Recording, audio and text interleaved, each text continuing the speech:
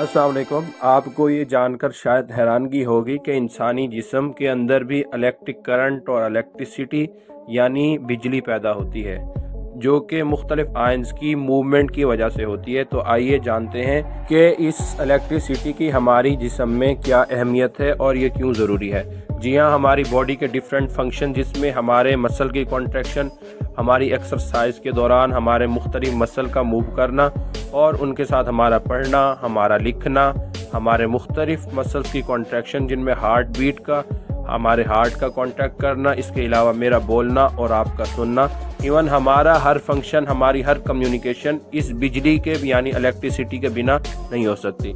इस electrical current को action potential कहते हैं, जो कि हमारी बॉडी में मौजूद इलेक्ट्रिकल वायर सिस्टम में बनता है। हमारा ब्रेन मिलियंस ऑफ न्यूरॉन पर मुश्तमिल होता है, जिसमें सेंसरी, मोटर और इंटरमीडिएट न्यूरॉन होते हैं। सेंसरी ब्रेन की तरफ और जो मोटर होते हैं वो पेरिफेरल पार्ट की तरफ सिग्नल को ले जाते हैं।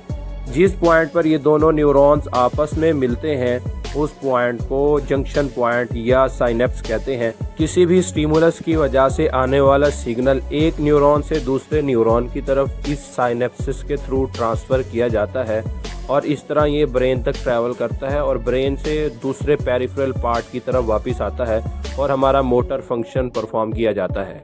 इस इलेक्ट्रिकल वायर सिस्टम में एक्शन पोटेंशियल को आगे ट्रांसफ़र करने के लिए साइनेप्सिस के पॉइंट पर न्यूरोट्रांसमीटर, जो कि मुख्तलिफ सब्सटेंस होते हैं, वो रिलीज़ होते हैं। ये न्यूरोट्रांसमीटर एक्साइटेटरी या इनहिबिटरी हो सकते हैं। तो आइए इस मैकेनिज़्म के बारे में जानते हैं कि किस तरह ये मैकेनिज़्म होता है। ये हमारे हैंड की नर्व है। जैसे ही हमारा हाथ किसी गर्म चीज़ पर लग जाता है तो इस नर्व में मौजूद न्यूरॉन सेल्स के रिसेप्टर एक्टिवेट हो जाते हैं और न्यूरॉन में एक्साइटेशन होती है, जिसकी वजह से न्यूरॉन सेल की मेम्ब्रेन में चेंजेस आते हैं और जो सिग्नल होता है वो एक न्यूरॉन से दूसरे न्यूरॉन की तरफ ट्रांसफ़र हो जाता है, इस तरह ब्रेन तक चला जाता है। तो आइए इस मैकेनिज़्म के बारे में जानते हैं कि किस तरह ये इलेक्ट्रिकल सिग्नल या इलेक्ट्रिकल पोटेंशियल न्यूरॉन के एक्सॉन हेलोक पर कैसे प्रोड्यूस होता है। तो जो न्यूरॉन है उसका डेंड्राइट्स प्रोसेस जो होता है वो सेल बॉडी की तरफ स्टिमुलस को लेके जाता है।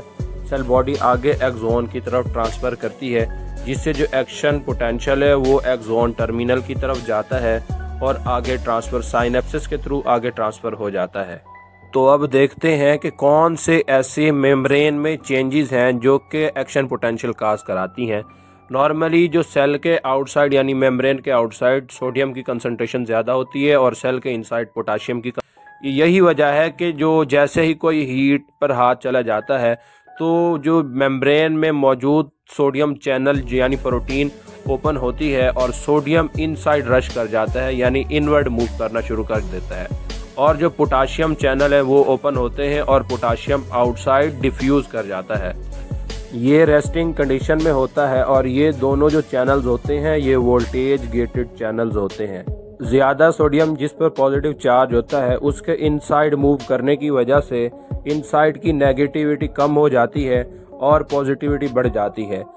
जैसे ही सोडियम इनसाइड मूव करता है तो यहाँ पर डीपोलराइजेशन हो जाती है और जब पोटाशियम आउटसाइड जाता है तो दूसरी तरफ एक्शन पोटेंशियल का जो सेकंड स्टेप होता है उसे रिपोलराइजेशन कहते हैं, वो होता है और इस तरह पोटाशियम बाहर चला जाता है। दूसरी तरफ जब इनके ऑपोजिट काम करना हो तो सोडियम पोटाशियम एटीपेज पंप आता है, वो वोल्टेज गेटेड चैनल्स के शेप को चेंज करता है और सोडियम एटीपी की वजह से बाहर चला जाता है और पोटाशियम इस चैनल पे अटैच करता है और इनसाइड आ जाता है। तो इस मैकेनिज़्म के थ्रू हमारी बॉडी के अंदर एक्शन पोटेंशियल यानी इलेक्ट्रिसिटी पैदा होती है, जिससे हम हर तरह का काम कर सकते हैं। अगर आपका वीडियो के रिलेटेड कोई सवाल है तो कमेंट सेक्शन में लिखिएगा ज़रूर, और अगर आप हमें कोई टॉपिक सजेस्ट करना चाहते हैं तो वो भी आप कमेंट सेक्शन में लिख सकते हैं। शुक्रिया, अल्लाह हाफ़िज़।